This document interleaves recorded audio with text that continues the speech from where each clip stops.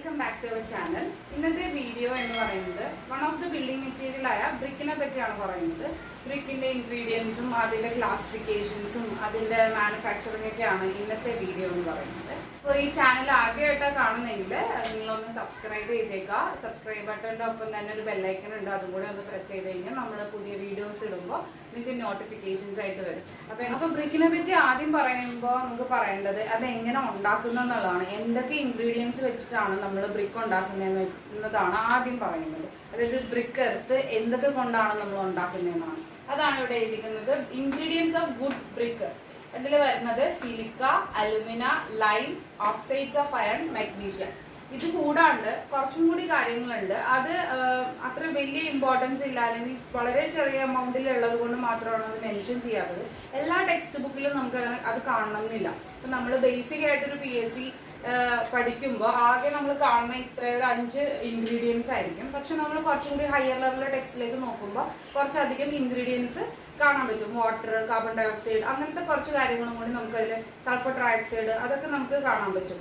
അപ്പോൾ ഇപ്പോൾ നമ്മൾ പഠിക്കുന്നത് ഈ 5 ഇൻഗ്രീഡിയൻസ് ആണ് പഠിക്കുന്നത്. ഇതിൽ ഏറ്റവും കൂടുതലായിട്ട് വരുന്നത് സിലിക്കയാണ്. സിലിക്ക എന്ന് പറയുന്നത് 50 to 60% ബ്രിക്ക് എർത്തിൽ സിലിക്ക വരുന്നുണ്ട്. അപ്പോൾ നമ്മൾ എപ്പോഴും ഇത് ക്വസ്റ്റ്യൻസ് ചോദിക്കാറുണ്ട്. അതായത് എത്ര പെർസെൻറ്റേജ് ആണ് ഇന്ന ഇൻഗ്രീഡിയൻസ് ടേക്കൺ പാർട്ട് ചെയ്യുന്നത്, അതുപോലെ തന്നെ അതുകൊണ്ട് എന്തൊക്കെയാണ് ഒരു ബ്രിക്കിന് കിട്ടുന്ന ഗുണങ്ങൾ, അതൊക്കെ ക്വസ്റ്റ്യൻസ് വരാറുണ്ട്. അപ്പോൾ സിലിക്ക 50 to 60% ആണ്. അപ്പോൾ ഏകദേശം ഒരു 50% സിലിക്കയാണ് നമ്മുടെ ബ്രിക്ക് എർത്തിലുള്ളത്. അതുപോലെ അലുമിന എന്ന് പറയുന്നത് 20 to 30% ആണ് ഉള്ളതെങ്കിലും അതിനെ നമ്മൾ ചീഫ് ഇൻഗ്രീഡിയൻ്റ് എന്നും കൂടി അതിനെ പറയുന്നുണ്ട്. അതുപോലെ ലൈം എപ്പോഴും അപ് ടു 5%, അത്രം അല്ലെങ്കിൽ അതിൽ താഴെ മാത്രമേ നമ്മൾ ലൈം ഇടുള്ളൂ. അതുപോലെ ഓക്സൈഡ്സ് ഓഫ് അയണും 5 to 6%, മെഗ്നീഷ്യ ലെസ് ദാൻ 1%. ഇപ്പം 1-2 ടെക്സ്റ്റുകൾ നോക്കിയപ്പോൾ ഈ ഇതിൽ ചെറിയ ചെറിയ വേരിയേഷൻ ഉണ്ട്. അതായത് പെർസെൻറ്റേജിലും ചെറിയ ചെറിയ വേരിയേഷൻ ഉണ്ട്. അങ്ങോട്ടും ഇങ്ങോട്ടും ഒരു 1% ഒക്കെ അങ്ങോട്ടും ഇങ്ങോട്ടും വേരിയേഷൻ ഉണ്ട്. അപ്പോൾ ഇതെന്തായാലും സ്റ്റാൻഡേർഡ് ആണ്. ഇതിന്റെ ഓരോ ഇൻഗ്രീഡിയൻസിന്റെയും എന്തൊക്കെയാണ് ഒരു ബ്രിക്ക് എർത്തിന് ഇത് കൊടുക്കുന്ന ഒരു എന്താ പറയാ, ബ്രിക്ക് എർത്തിന് ഇത് കൊടുക്കുന്ന ഗുണങ്ങൾ എന്തൊക്കെയാണ്, അല്ലെങ്കിൽ ഇത് കൂടിപ്പോയാൽ എന്താണ് പ്രശ്നം എന്നുള്ളതൊക്കെയാണ് അടുത്ത പറയുന്നത്. നമ്മൾ ഓൾറെഡി പറഞ്ഞു സിലിക്ക 50 to 60% ഓളം സിലിക്കയാണ് വരുന്നത്. അപ്പൊ സിലിക്ക ആഡ് ചെയ്യുന്നതുകൊണ്ട് എന്താണ് ബ്രിക്കിന് സംഭവിക്കുന്നത്, അല്ലെങ്കിൽ ആ ബ്രിക്ക് എർത്തിന് എന്താണ് കിട്ടുന്നത് എന്നുള്ളതാണ്. ഫസ്റ്റ് പറയുന്നത് റീറ്റെയിൻ ഷേപ്പ്. ആ ഒരു ബ്രിക്കിന്റെ ഷേപ്പിനെ റീറ്റെയിൻ ചെയ്ത് നിർത്തും. അടുത്തത് ഡ്യൂറബിലിറ്റി. അത് എന്തെങ്കിലും അറ്റ്മോസ്ഫിയറിക് ആക്ഷൻ ഒക്കെ വന്നാലും അത് നല്ല രീതിയിൽ ഡ്യൂറബിൾ ആയിട്ടിരിക്കും. ഇതൊക്കെ ആഡ് ചെയ്യുന്നത് കൊണ്ട് നമുക്ക് ഷ്രിങ്കേജും റാപ്പിങ്ങും ഒക്കെ പ്രിവെന്റ് ചെയ്യാൻ പറ്റും. ഇൻ കേസ് ഇനി 50 to 60% അല്ലാതെ കുറച്ച് കൂടുതലായി പോവുകയാണെങ്കിൽ, സിലിക്ക കുറച്ച് എക്സസ് ആയിട്ട് പോവുകയാണെങ്കിൽ എന്തൊക്കെയാണ് അതിന്റെ ദോഷങ്ങൾ? പാർട്ടിക്കിൾസ് തമ്മിലുള്ള ആ ഒരു കൊഹഷൻ, ആ ഒരു ബോണ്ടിനെ ഡിസ്ട്രോയ് ചെയ്യും. അങ്ങനെ ഡിസ്ട്രോയ് ചെയ്യുമ്പോൾ സംഭവിക്കുന്നത് എന്താണെന്ന് വെച്ച് കഴിഞ്ഞാൽ ഈ ഇഷ്ടിക അല്ലെങ്കിൽ ഈ ബ്രിക്ക് ബ്രിട്ടിലായി പോകും, പെട്ടെന്ന് പൊട്ടിപ്പോകും. അത് ആ ഒരു കാര്യമാണ് എക്സസ് ആയി കഴിഞ്ഞാൽ സംഭവിക്കുന്നത്. അടുത്തത് വരുന്നത് അലൂമിനയാണ്. അലൂമിന എന്ന് പറയുമ്പോൾ നമ്മൾ നേരത്തെ പറഞ്ഞു 20 to 30% ആണ് ടേക്കൺ പാർട്ട് ചെയ്യുന്നത്. അത് ഇടുന്നതുകൊണ്ടുള്ള ഗുണം എന്ന് പറഞ്ഞാൽ ഇറ്റ് ഇംപാർട്ട്സ് പ്ലാസ്റ്റിസിറ്റി. പ്ലാസ്റ്റിസിറ്റി എന്ന് പറഞ്ഞു കഴിഞ്ഞാൽ ഈ ഒരു ബ്രിക്ക് എർത്തിനെ കൃത്യമായിട്ട് കറക്റ്റായിട്ട് മോൾഡ് ചെയ്തെടുക്കാൻ പറ്റുന്ന ആ ഒരു ഗുണത്തിനാണ് നമ്മൾ പ്ലാസ്റ്റിസിറ്റി എന്ന് പറയുന്നത്. രണ്ടാമത്തെ കാര്യം ചീഫ് ഇൻഗ്രീഡിയന്റ് ആണ്. അതായത് അലുമിന ഒരു ചീഫ് ഇൻഗ്രീഡിയന്റ് ആണ്. പിന്നെ ഇത് എക്സസ് ആയി കഴിഞ്ഞാൽ സംഭവിക്കുന്നത് എന്താണെന്ന് വെച്ച് കഴിഞ്ഞാൽ ബ്രിക്ക് ഷ്രിങ്ക് ചെയ്യാനും റാപ്പ് ചെയ്യാനൊക്കെ സാധ്യതയുണ്ട്. ഇത്രയാണ് അലുമിനയിൽ പറയുന്നത്. അപ്പൊ അടുത്തത് ലൈം ആണ്. ലൈം 5% താഴെയാണ് നമ്മൾ ഇടുന്നത്. ലൈം ഇടുന്നത് കൊണ്ട് ഷ്രിങ്കേജ് കുറയും. അതുപോലെ എക്സസ് ആയി കഴിഞ്ഞിട്ടുണ്ടെങ്കിൽ അത് മെൽട്ടായി പോവുകയും അതിന്റെ ഷേപ്പ് ലോസ്റ്റ് ആവുകയും ചെയ്യും. അതാണ് ലൈം കൂടുതലായി കഴിഞ്ഞാലുള്ള പ്രശ്നം. ഓക്സൈഡ്സ് ഓഫ് അയൺ എന്ന് പറയുമ്പോൾ നമുക്കറിയാം കളറിനെ ബാധിക്കുന്ന ഒരു സംഭവമാണ്, അല്ലെങ്കിൽ കളർ കൊടുക്കുന്ന ഒരു സംഭവം. അത് ഏകദേശം 5 to 6% ആണ് ആഡ് ചെയ്യുന്നത്. ബ്രിക്കിന് കളർ കൊടുക്കുന്ന ഒരു ഇൻഗ്രീഡിയന്റ് ആണ്. അതുപോലെ അത് കൂടിക്കഴിഞ്ഞാൽ ആ കളർ മാറുകയും ചെയ്യും, ഡാർക്ക് ബ്ലൂയിലേക്ക് ചേഞ്ച് ആവുകയും ചെയ്യും. Magnesia less than 1%, rarely used എന്നാണ് പറയുന്നത്. റെയർലി എക്സീഡ്, റെയർലി മാത്രമേ 1% കൂടുതൽ എക്സീഡ് ചെയ്യത്തുള്ളൂ, അല്ലെങ്കിൽ 1% താഴെയാണ് നിൽക്കുന്നത്. ഇത് എഫക്ട്സ് കളറിനെയാണ് അതും എഫക്ട് ചെയ്യുന്നത്, അല്ലെങ്കിൽ കളറിന് വേണ്ടിയിട്ട് ഇടുന്ന ഒരു സംഭവം തന്നെയാണ് മഗ്നീഷ്യ, കളറാവാൻ വേണ്ടി. അപ്പോൾ അത് കൂടുതലായി കഴിഞ്ഞാൽ ആ കളറ് അങ്ങോട്ടും ഇങ്ങോട്ടും ചേഞ്ച് ആവാനാണ് സാധ്യത. പറയാൻ പോകുന്നത് ഹാംഫുൾ സബ്സ്റ്റൻസസ് ഇൻ ബ്രിക്കറ്റ് ആണ്. എന്തൊക്കെയാണ് ബ്രിക്കറ്റിൽ വരുന്ന ഹാംഫുൾ സബ്സ്റ്റൻസസ്? ആദ്യം പറയുന്നത് ലൈമാണ്. ലൈം നമ്മൾ പറഞ്ഞു 5% അല്ലെങ്കിൽ 5 to 6% മേളിലേക്ക് വരികയാണെങ്കിൽ അത് ഹാംഫുൾ ആണ്. ഇപ്പോൾ എക്സസ് ആണ് നമ്മൾ നേരത്തെ പറഞ്ഞാൽ കളറിനെയാണ് അഫക്റ്റ് ചെയ്യുന്നത്, അത് യെല്ലോ കളറായിട്ട് മാറും. അതുപോലെ ലൈം ഒരുപാട് ഉണ്ടെങ്കിൽ ലംസ് ഉണ്ടാവും, അതായത് ലംബുകൾ വന്നിട്ട് അത് മോയ്സ്ചറിന് ഒരു ആവശ്യമില്ലാണ്ട് അബ്സോർബ് ചെയ്തെടുക്കും. പിന്നെ രണ്ടാമത്തെ ഒരു കാര്യം പെബിൾസ് ആണ്. പെബിൾസ് എന്ന് പറഞ്ഞാൽ കുഞ്ഞു കുഞ്ഞു ഉരുളൻ കല്ലുകളിനെയാണ്, അല്ലെങ്കിൽ കുഞ്ഞു കുഞ്ഞു കല്ലുകളിനെയാണ് നമ്മൾ പെബിൾസ് എന്ന് പറയുന്നത്. അത് ഒരുപാടുണ്ടെങ്കിൽ നമ്മുടെ ബ്രിക്കിന്റെ ആ ഒരു ടെക്സ്ചറിനെ തന്നെ അല്ലെങ്കിൽ അപ്പിയറൻസിനെ തന്നെ സ്പോയിൽ ചെയ്ത് കളയും. അതുപോലെ അത് നമ്മൾ ബ്രിക്ക് യൂസ് ചെയ്ത് വർക്ക് ചെയ്യുമ്പോഴത്തേക്ക് അത് പൊട്ടിപ്പോകാനുള്ള സാധ്യതയുണ്ട്. അതായത് ബ്രിക്ക് വെക്കുമ്പോൾ ഇതിൻ്റെ ഇടയിൽ വലിയ കല്ലുകളൊക്കെ ഉണ്ടെങ്കിൽ നമ്മൾ ബ്രിക്കൊക്കെ പൊട്ടിക്കുകയാണെങ്കിൽ കറക്റ്റ് മെഷറിൽ പൊട്ടില്ല, അല്ലെങ്കിൽ കറക്റ്റായിട്ട് വെക്കുമ്പോൾ കറക്റ്റ് ഒരു ലെവലിൽ ഇരിക്കില്ല, അങ്ങനത്തെ പ്രശ്നങ്ങളൊക്കെ ഉണ്ടാവും. പിന്നെ വരുന്നത് അയൺ പൈറേറ്റ്സ് ആണ്. അയൺ പൈറേറ്റ്സ് ഉണ്ടെങ്കിലുള്ള പ്രശ്നം എന്ന് വെച്ച് കഴിഞ്ഞാൽ നമ്മളിത് ബേൺ ചെയ്ത് കഴിയുമ്പം ഈ ബ്രിക്ക് സ്പ്ലിറ്റ് ആയി പോകും, പീസസ് ആയിട്ട് സ്പ്ലിറ്റ് ആയി പോകും. അതാണ് ബ്രിക്ക് പീസായി പോവുകയും ചെയ്യും. അതുപോലെ തന്നെ കളർ ഡിസ്കളേർഡ് ആയി പോകും, ആ കറക്റ്റ് കളറിൽ കിട്ടില്ല.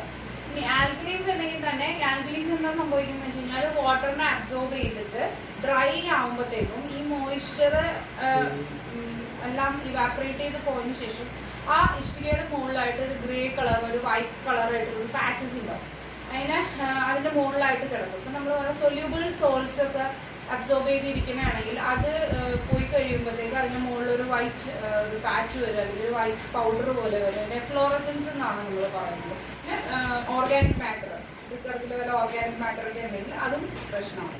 Characteristics of A good brick, ഒരു ബ്രിക്കിന് വേണ്ട ഗുണങ്ങൾ എന്തൊക്കെയാണെന്നാണ് അടുത്ത് പറയുന്നത്.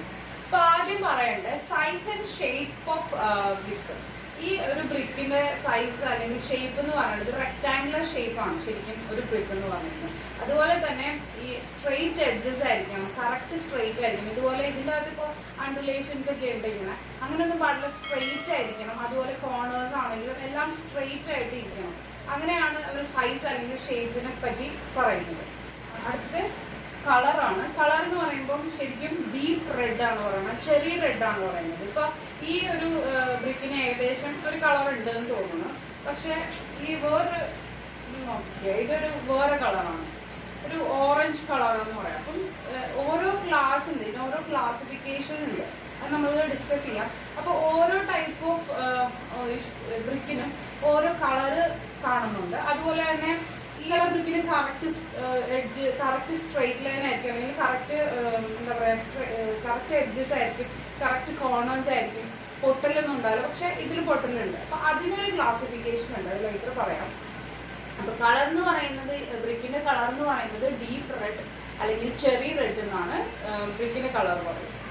ഇത് ടെക്സ്ചർ ആൻഡ് കോമ്പാക്ട്നെസ്. ടെക്സ്ചർ എന്ന് പറഞ്ഞു കഴിഞ്ഞാൽ ബ്രിക്കിന് നമ്മളിങ്ങനെ എടുക്കുകയാണെന്നുണ്ടെങ്കിൽ നമ്മൾ ഇതിന്റെ മുകളിലാണല്ലോ നമ്മൾ ഈ മോട്ടാർ യൂസ് ചെയ്യുന്നത്, അതായത് ഒരു ബ്രിക്കും മറ്റേ ബ്രിക്കും കൂടി ബോണ്ട് ചെയ്യിപ്പിക്കുന്ന ഒരു മോട്ടാർ യൂസ് ചെയ്തിട്ടുണ്ട്. അപ്പോൾ ഇവിടുത്തെ ടെക്സ്ചർ എന്ന് പറഞ്ഞത് വല്ലാണ്ട് അങ്ങോട്ട് സ്മൂത്ത് ആവാൻ പാടില്ല. അങ്ങനെ സ്മൂത്ത് ആയി കഴിഞ്ഞ് കഴിഞ്ഞാൽ നമ്മൾ മോട്ടാർ യൂസ് ചെയ്യുമ്പോഴത്തേ ആ മോട്ടാർ സ്ലിപ്പ് ഓഫ് ആയി പോകാനുള്ള സാധ്യതയുണ്ട്.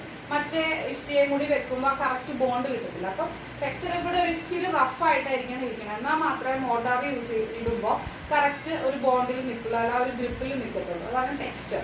പിന്നെ കോമ്പാക്ട്നെസ്. കോമ്പാക്ട്നെസ് എന്ന് പറഞ്ഞു കഴിഞ്ഞാൽ ഇപ്പോൾ ഈ ഇഷ്ടികയിൽ കണ്ടോ നിറയെ കൂട്ടുകളും അതുപോലെ എന്താ പറയുക ഇതിൻ്റെ കറക്റ്റ് കോമ്പാക്റ്റഡ് ആയിരിക്കണം. ഈ ഒരു ഹോൾസ് എല്ലാം കറക്റ്റായിട്ട് ഫില്ലായി പോകണം.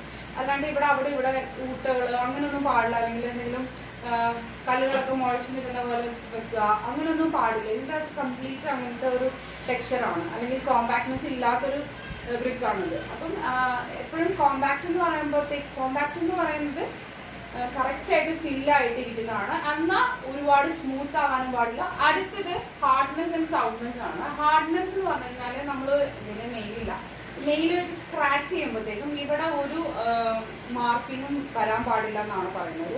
ബ്രിക്ക് ഹാർഡാണ് എന്ന് പറയുമ്പോൾ നമ്മളിവിടെ ഇങ്ങനെ സ്ക്രാച്ച് ചെയ്യുമ്പോൾ ഒരു പാടും വരാൻ പാടില്ല, അല്ലെങ്കിൽ ആ ഒരു സ്ക്രാച്ച് പാട് വരാൻ പാടില്ല എന്നാണ് പറയുന്നത് ഹാർഡ്നെസ്. ഇനി സൗണ്ട്നെസ് എന്ന് പറഞ്ഞു കഴിഞ്ഞാൽ നമ്മൾ രണ്ട് ഇഷ്ടിക വെച്ചിങ്ങനെ സ്ട്രക്ക് ചെയ്യുമ്പോൾ മെറ്റാലിക് റിംഗിങ് സൗണ്ട് കേൾക്കണം എന്നാണ് പറയുന്നത്. നിങ്ങൾ കേൾക്കുന്നുണ്ടോ? മെറ്റാലിക് റിംഗിങ് സൗണ്ട് ആണല്ലോ, എന്തായാലും പൊട്ടിയില്ല. ഒന്ന് തട്ടുമ്പോൾ മെറ്റാലിക് റിംഗിങ് സൗണ്ട് കേൾക്കണം എന്നാണ്. എന്തായാലും സൗണ്ട് കേൾക്കുന്നുണ്ട്, മെറ്റാലിക് റിംഗിങ് സൗണ്ട് ആണോ ഓക്കെ കുഴപ്പമില്ല, എന്നാലും അങ്ങനെ കേൾക്കുന്നതാണ് പറയുന്നത്. നമ്മൾ സാധാരണ ഈ വെള്ളത്തിൽ മുക്കിയിടും. അങ്ങനെ ഞാൻ കണ്ടിട്ടുണ്ട്. വെള്ളത്തിൽ ഇങ്ങനെ മുക്കിയിടും. വാട്ടർ അബ്സോർപ്ഷൻ അറിയാൻ വേണ്ടിയിട്ടാണ് നമ്മളൊരു ബക്കറ്റിലോ അല്ലെങ്കിൽ വലിയൊരു പാത്രത്തിലോ വെള്ളത്തിൽ മുക്കിയിടും. അങ്ങനെയാണ് യൂസ് ചെയ്യുന്നത്. നനഞ്ഞിട്ടാണ് എന്തായാലും യൂസ് ചെയ്യുന്നത്. അപ്പോൾ വെള്ളത്തിൽ മുക്കിയിടുമ്പോൾ അത് ആ വാട്ടർ അബ്സോർപ്ഷൻ എന്ന് പറയുന്നത് should not exceed 20% of its dry weight എന്നാണ് പറയുന്നത്. ഒരു 20 ഡ്രൈ വെയിറ്റിൻ്റെ 20%-നേലും കൂടുതൽ വെള്ളം വലിക്കാൻ പാടില്ല. അതിൽ 24 മണിക്കൂർ 24 hours മുക്കിയിടുമ്പോൾ 20% should not exceed 20% of its dry weight എന്നാണ് പറയുന്നത് വാട്ടർ അബ്സോർപ്ഷൻ്റെ കേസിൽ. പിന്നെ പറയുന്നത് ക്രഷിംഗ് സ്ട്രെങ്ത് ആണ്. നമ്മൾ ഇതിൻ്റെ അകത്തൊരു ക്രഷിംഗ് സ്ട്രെങ്ത് കൊടുത്ത് ബ്രിക്കിൻ്റെ ക്രഷിംഗ് സ്ട്രെങ്ത് എന്ന് പറയുന്നത് should not be less than 10 Newton/mm² ആണ്. പിന്നെ ഇതിൻ്റെ ബ്രിക്ക് എർത്തിൽ ഈ ഓർഗാനിക് മാറ്റർ, കങ്കർ, പെബിൾസ് അങ്ങനെയുള്ള സാധനങ്ങളൊന്നും പാടില്ല. അപ്പോൾ അടുത്തത് ക്ലാസിഫിക്കേഷൻ ഓഫ് ബ്രിക്സ്. അപ്പം നമ്മൾക്ക് ഒരു 4 ക്ലാസിഫൈ ചെയ്തിട്ടുണ്ട്. First class, second class, third class, fourth class. അതിൽ ഫസ്റ്റ് ക്ലാസ് ബ്രിക്ക്, ഇപ്പോൾ ഫസ്റ്റ് എന്ന് പറയുമ്പോൾ തന്നെ അതിന് കുറേ അധികം നല്ല പ്രോപ്പർട്ടീസ് ഉണ്ടാവണം ആ ബ്രിക്കിന്. അതുകൊണ്ടായിരിക്കണം അതിന് ഫസ്റ്റ് ക്ലാസ് ബ്രിക്ക് എന്ന് പറയുന്നത്. ഓക്കെ, ഇവർ പറയുന്നത് ഫസ്റ്റ് ക്ലാസ് ബ്രിക്കിൻ്റെ അകത്ത് പറയുന്നത് തർലി ബേൺഡ് ആയിരിക്കണം, നല്ല രീതിയിൽ ബേൺ ആയിരിക്കണം. അതായത് ഇത് കിന്നിൻ്റെ അകത്തുനിന്ന് വരുമ്പോൾ നല്ല രീതിയിൽ ബേൺ ആയിരിക്കണം. അത് ഓവർ ബേണും ആവാൻ പാടില്ല, അണ്ടർ ബേണും ആവാൻ പാടില്ല. കറക്റ്റ്ലി തർലി ബേൺഡ് ആയിരിക്കണം. അതുപോലെ അതിന്റെ കളർ ഡീപ്പ് റെഡ് അല്ലെങ്കിൽ ചെറിയ റെഡ് ആയിരിക്കും. രണ്ടാമത്തെ കാര്യം നമ്മൾ നേരത്തെ പറഞ്ഞത് തന്നെയാണ്, അതിന്റെ ക്യാരക്ടറിസ്റ്റിക്സ് ഓഫ് ഗുഡ് ബ്രിക്കിൽ പറഞ്ഞത് തന്നെയാണ് ഫസ്റ്റ് ക്ലാസിഫിക്കേഷനിൽ വരുന്ന പോയിന്റ്സ്. അതായത് സർഫസ് സ്മൂത്ത് ആയിരിക്കണം. സ്മൂത്ത് എന്ന് പറഞ്ഞു കഴിഞ്ഞാൽ മോട്ടാറിട്ട് സ്ലിപ്പ് ഓഫ് ആവുന്ന സ്മൂത്ത് അല്ല, ഒരു അത്യാവശ്യം സ്മൂത്ത് ആയിരിക്കണം. അതുപോലെ തന്നെ റെക്ടാങ്കുലർ ആയിരിക്കണം, പാരലൽ ഷേപ്സ് ആയിരിക്കണം, സ്ട്രെയിറ്റ് എഡ്ജസ് ആയിരിക്കണം. അപ്പം നമ്മൾ നേരത്തെ പറഞ്ഞ പോലെ പാരലൽ ആയിരിക്കണം, ഈ രണ്ട് സൈഡ് പാരലൽ ആയിരിക്കണം, സ്ട്രെയിറ്റ് ആയിട്ടുള്ള എഡ്ജസ് ആയിരിക്കണം, സ്ക്വയർ കോർണേഴ്സ് ആയിരിക്കണം. അതെല്ലാം കൃത്യമായിട്ട് വന്നിട്ടുണ്ടാവണം. അതുപോലെ തന്നെ ഫ്രീ ഫ്രം ഫ്ലോസ്, ഇതുപോലെ ഊട്ടകളോ അതുപോലെ ക്രാക്കോ സ്റ്റോണോ ഒന്നും പാടില്ല, യൂണിഫോം ആയിട്ടായിരിക്കണം ഇരിക്കേണ്ടത്. അപ്പൊ ഇതിപ്പോ എന്തായാലും ഫസ്റ്റ് ക്ലാസ് ബ്രിക്കെല്ലാം നമുക്ക് പറയാൻ പറ്റും. ഇതായത് നിറയെ ഊട്ടകളാണ്. അപ്പൊ ഊട്ടകളൊന്നും പാടില്ല, യൂണിഫോം ടെക്സ്ചർ ആയിരിക്കണം. പിന്നെ നോ ഇംപ്രഷൻ, അതായത് നമ്മൾ കൈവച്ച് സ്ക്രാച്ച് ചെയ്യുമ്പോഴത്തേക്കും ഇംപ്രഷൻ ഒന്നും വരാൻ പാടില്ല. പിന്നെ ഫ്രാക്ചർ സർഫസ്, അതായത് ഇൻ കേസ് ഇത് നമ്മൾ പൊട്ടിക്കുവാണെന്നുണ്ടെങ്കിൽ, ഈ സ്റ്റിക്ക പൊട്ടിക്കുവാണെന്നുണ്ടെങ്കിൽ ആ ഫ്രാക്ചേർഡ് ആയിട്ടുള്ള സർഫസ് ഒരിക്കലും ലംസ് ഒന്നും കാണിക്കാൻ പാടില്ല. ലൈമിന്റെ ലംസ്, ഇത് പൊട്ടിക്കഴിയുമ്പോൾ അവിടെ ഇങ്ങനെ കട്ട കുത്തി ഒന്നും കാണാൻ പാടില്ല. ലൈമിന്റെ ലംബ് ഒന്നും അവിടെ കാണാൻ പാടില്ല. പിന്നെ രണ്ട് ഇഷ്ടികകൾ തമ്മിൽ അടിക്കുമ്പോൾ മെറ്റാലിക് റിംഗിങ് സൗണ്ട് കേൾക്കണം. അതുപോലെ തന്നെ വാട്ടർ അബ്സോർപ്ഷൻ 20% കൂടാൻ പാടില്ല അതിന്റെ ഡ്രൈ വെയിറ്റിനേലും. പിന്നെ crushing strength should not be less than 10 Newton/mm². പിന്നെ ഈ ഫസ്റ്റ് ക്ലാസ് ബ്രിക്സ് നമ്മൾ സാധാരണ യൂസ് ചെയ്യുന്നത് പോയിന്റിങ് ചെയ്യാനും അതുപോലെ തന്നെ എക്സ്പോസ്ഡ് ഫേസ് വർക്കിലും സ്ട്രക്ചറൽ വർക്കിലും ഫ്ലോറിങ്സിലും അതുപോലെ റീഇൻഫോഴ്സ്ഡ് ബ്രിക്ക് വർക്കിലും ഒക്കെയാണ് ഫസ്റ്റ് ക്ലാസ് ബ്രിക്ക് നമ്മൾ യൂസ് ചെയ്യുന്നത്. ശരിക്കും ഫസ്റ്റ് ക്ലാസിഫിക്കേഷൻ്റെ എന്ന് പറയുന്നത് നമ്മൾ നേരത്തെ പറഞ്ഞ ആ ക്യാരക്ടറിസ്റ്റിക്സ് ഓഫ് എ ഗുഡ് ബ്രിക്കിൽ പറഞ്ഞ പോയിന്റ്സ് തന്നെയാണ് നമ്മൾ ഫസ്റ്റ് ക്ലാസിഫിക്കേഷനിൽ വേണ്ട കാര്യങ്ങളും. ഇപ്പോൾ അടുത്തത് സെക്കൻഡ് ക്ലാസ് ബ്രിക്കാണ്. സെക്കൻഡ് ക്ലാസ് ബ്രിക്കിൻ്റെ അകത്ത് ഫസ്റ്റത്തെ സെയിം തന്നെയാണ്, ഫസ്റ്റത്തിൻ്റെ അകത്തുള്ള അതേ പ്രോപ്പർട്ടീസ് തന്നെയാണ്, ചില കാര്യങ്ങൾ മാത്രം വ്യത്യാസമുണ്ട്. എക്സെപ്റ്റ് സ്മോൾ ക്രാക്സും ഡിസ്റ്റോർഷൻസും ഒന്നും പ്രശ്നമില്ല. ചെറിയ ക്രാക്സും അല്ലെങ്കിൽ ആ കറക്റ്റ് ആയിട്ടുള്ള സ്ട്രെയിറ്റ് എഡ്ജൊന്നും വേണമെന്നില്ല. അത് ക്രാക്സും ഡിസ്റ്റോർഷനൊക്കെ പെർമിറ്റഡ് ആണ്. അതുപോലെ ലിറ്റിൽ ഹയർ വാട്ടർ അബ്സോർപ്ഷൻ, ആ 20% നമുക്ക് വേണമെങ്കിൽ 22 or 23 ഒക്കെ ആവാൻ കുഴപ്പമില്ല. പിന്നെ കംപ്രസീവ് സ്ട്രെങ്ത് മറ്റതിൻ്റെ അകത്ത് should not be less than 10 ആയിരുന്നെങ്കിൽ ഇതിൻ്റെ അകത്ത് 7 ആണ്, 7 Newton/mm² ആണ്. പിന്നെ ഈ ബ്രിക്ക് യൂസ് ചെയ്യുന്നത് ഇമ്പോർട്ടൻ്റ് ആയിട്ടുള്ള സ്ഥലത്തും അതുപോലെ തന്നെ മേസണറി വർക്കിലൊക്കെയാണ് നമ്മൾ സെക്കൻഡ് ക്ലാസ് ബ്രിക്ക് യൂസ് ചെയ്യുന്നത്. അടുത്തത് തേർഡ് ക്ലാസ് ബ്രിക്ക് വർക്കാണ്. തേർഡ് ക്ലാസ് ബ്രിക്ക് വർക്ക് എന്ന് പറയുമ്പോൾ അണ്ടർ ബേൺഡ് ആണ്, അതായത് കറക്റ്റായിട്ട് ബേൺ ആയിട്ടില്ല. അതുപോലെ സോഫ്റ്റ് ആയിരിക്കും, ലൈറ്റ് കളേർഡ് ആയിരിക്കും, ഡൾ സൗണ്ട് ആയിരിക്കും. അപ്പോൾ ഈ ബ്രിക്ക് എനിക്ക് തോന്നുന്നു തേർഡ് ക്ലാസ് ബ്രിക്കാണെന്ന് തോന്നുന്നു. കാര്യം ഇത് നമ്മൾ തട്ടിയപ്പോഴും വലിയ സൗണ്ട് ഒന്നും കേട്ടില്ല, ഒരു ഡൾ സൗണ്ട് ആയിരുന്നു. പിന്നെ ഈ പറഞ്ഞ പോലെ കളറും ഭയങ്കര ലൈറ്റ് ആണ്, അണ്ടർബേൺഡ് ആവാം. പിന്നെ ഈ ഇങ്ങനെ തേർഡ് ക്ലാസ് ബ്രിക്ക് വർക്കിലുള്ള ബ്രിക്സ് കൊണ്ട് യൂസ് ചെയ്യുന്നത് ടെമ്പററി സ്ട്രക്ചേഴ്സ് ഒക്കെ ഉണ്ടാക്കാൻ വേണ്ടിയിട്ട് മാത്രമായിരിക്കും. ഫോർത്ത് ക്ലാസ് ബ്രിക്ക് ആണ്, അതിൽ ഓവർബേൺഡ് ബ്രിക്ക് എന്നും പറയും, ജാമ ബ്രിക്ക് എന്നും പറയും. ഇത് ഫോർത്ത് ക്ലാസ് ബ്രിക്ക് ആണ്. ജാമ ബ്രിക്സ് എന്നും പറയും, ഓവർബേൺഡ് ബ്രിക്ക് എന്നും പറയും. ഓവർബേൺഡ് ആയിരിക്കും, കുറച്ചധികം ഓവർബേൺ ആയി പോയിട്ടുണ്ടാവും. അതുപോലെ ബാഡ്ലി ഡിസ്റ്റോർട്ടഡ് ആയിരിക്കും. അതിൻ്റെ ഷേപ്പും സൈസും ഒക്കെ ഒന്നും നമുക്ക് ഷേപ്പും സൈസൊന്നും പറയാനൊന്നും ഉണ്ടാവില്ല. അതുപോലെ ബ്രിട്ടിലായിരിക്കും, പെട്ടെന്ന് പൊട്ടിപ്പോകും. ഇത് സാധനം ഭയങ്കര ചൂടായി കഴിയുമ്പോഴത്തേക്കും അല്ലെങ്കിൽ ഓവറായിട്ട് പോകണമെങ്കിൽ പൊട്ടിപ്പോകാനുള്ള ഇത് കൂടുതലാണ്. അതുപോലെ തന്നെ ഇത് യൂസ് ചെയ്യുന്നത് വേറെ സ്ട്രക്ചേഴ്സിലും കൺസ്ട്രക്ഷൻസിലും ഒന്നും യൂസ് ചെയ്യാൻ പറ്റില്ല. നമ്മളിത് യൂസ് ചെയ്യുന്നത് ബലാസ്റ്റ് ആയിട്ടായിരിക്കും യൂസ് ചെയ്യുക, അല്ലെങ്കിൽ ഫൗണ്ടേഷൻസിലോ അല്ലെങ്കിൽ റോഡിലൊക്കെ സൈഡിലൊക്കെ ഇടാൻ വേണ്ടിയിട്ടോ അല്ലെങ്കിൽ ഫ്ലോറിങ്ങിലൊക്കെ ചെയ്യുമ്പോൾ ഇടാൻ വേണ്ടിയിട്ട് ഫില്ല് ചെയ്യാൻ വേണ്ടിയിട്ടൊക്കെയാണ് നമ്മൾ ഈ ജാമ ബ്രിക്സ് യൂസ് ചെയ്യുന്നത്. ഇതാണ് ഈ 4 classifications, first, second, third, fourth. ഫസ്റ്റിൽ നമ്മൾ പറഞ്ഞ പോലെ ക്യാരക്ടറിസ്റ്റിക്സ് ഓഫ് ഗുഡ് ബ്രിക്കിലെ കാര്യങ്ങൾ തന്നെയാണ് നമ്മൾ ഫസ്റ്റിൽ പറഞ്ഞത്. സെക്കൻഡും ഫസ്റ്റിലെ പോലെ തന്നെയാണ്, ചില കാര്യങ്ങൾ മാത്രം വാട്ടർ അബ്സോർപ്ഷൻ്റെ കേസിലും അതുപോലെ ഷേപ്പിൻ്റെ കേസിലൊക്കെ മാത്രം കുറച്ച് വ്യത്യാസമുള്ളൂ. തേർഡും ഫോർത്തും എൻ്റയർലി ഡിഫറെൻ്റ് ആണ്. തേർഡ് എന്ന് പറഞ്ഞാൽ അണ്ടർ ബേൺഡ് ആണ്, ഫോർത്ത് എന്ന് പറഞ്ഞാൽ ഓവർ ബേൺഡ് ആണ്. തേർഡ് നമ്മൾ യൂസ് ചെയ്യുന്നത് ടെമ്പററി സ്ട്രക്ചേഴ്സ് ഒക്കെ ഉണ്ടാക്കാൻ വേണ്ടിയായിട്ടും, ഓവർ ബേൺഡ് ആണെങ്കിൽ നമ്മൾ യൂസ് ചെയ്യുന്നത് ബലാസ്റ്റ് ആയിട്ടും ഫില്ല് ചെയ്യാൻ വേണ്ടിയിട്ടൊക്കെ ആയിരിക്കും യൂസ് ചെയ്യുന്നത്. അപ്പോൾ ഇന്നത്തെ നമ്മുടെ ക്ലാസ്സിൽ നമ്മൾ ഡിസ്കസ് ചെയ്തത് ബ്രിക്കർത്തിൻ്റെ ഇൻഗ്രീഡിയൻസും പിന്നെ അതുപോലെ തന്നെ അതിൻ്റെ characteristics of A good brick, അതുപോലെ ക്ലാസിഫിക്കേഷനുമാണ്. അപ്പോൾ അടുത്ത വീഡിയോയിലായിരിക്കും ഇതിൻ്റെ മാനുഫാക്ചറിങ്ങും അതുപോലെ ബാക്കിയുള്ള പോർഷനും. Stay tuned. വീഡിയോ ഇഷ്ടമെങ്കിൽ സബ്സ്ക്രൈബ് ചെയ്യുക, അതുപോലെ തന്നെ ഷെയർ ചെയ്യുക, ലൈക്ക് ചെയ്യുക, കമൻറ്റ് ചെയ്യുക. Thank you.